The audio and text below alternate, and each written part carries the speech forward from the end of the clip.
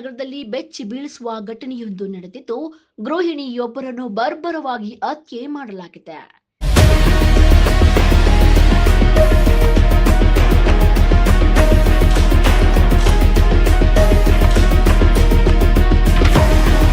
ನಗರದ ಕಂದಾವರಪೇಟೆಯಲ್ಲಿ ಈ ದುರ್ಘಟನೆ ನಡೆದಿದ್ದು, ಪುಷ್ಪಮಾಲಾ ಎಂಬ 28 ವರ್ಷದ ಮಹಿಳೆ ಕೊಲೆಯಾಗಿದ್ದಾರೆ.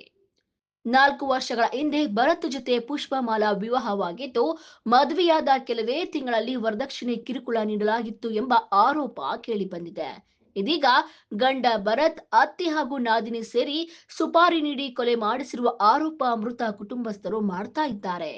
ಘಟನೆ ನಡೆದ ದಿನ ಮನೆಯವರು ದೇವಸ್ಥಾನಕ್ಕೆ ಹೋಗುವುದಾಗಿ ಹೇಳಿ ಪುಷ್ಪಮಾಲಾರನ್ನು ಮನೆಯಲ್ಲಿಯೇ ಒಬ್ಬರೇ ಬಿಟ್ಟು ಹೋಗಿದ್ದಾರೆಂದು ತಿಳಿದು ಬಂದಿದೆ. ರಾತ್ರಿ ವೇಳೆ ಕಳ್ಳರು ಮನೆಗೆ ನುಗ್ಗಿ ಕೊಲೆ ಮಾಡಿದ್ದಾರೆ ಎಂದು ಗಂಡನ ಕುಟುಂಬಸ್ಥರು ಹೇಳ್ತಾ ಇದ್ದಾರೆ. ಆದರೆ ಈ ಪ್ರಕರಣದ ಹಿಂದೆ ಕುಟುಂಬದವರ ಕೈವಾಡವಿದೆ ಎಂಬ ಅನುಮಾನಗಳು ಗಟ್ಟಿಯಾಗಿವೆ.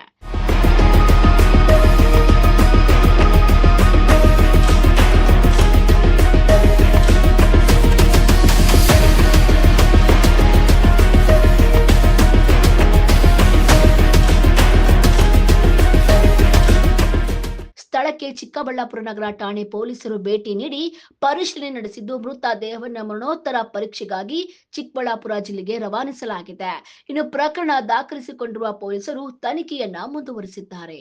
ವರದಿಗಾರರು ಮೋಹನ್ ಕುಮಾರ್, ಪಿಟಿವಿ ನ್ಯೂಸ್ ಕನ್ನಡ, ಚಿಕ್ಕಬಳ್ಳಾಪುರ.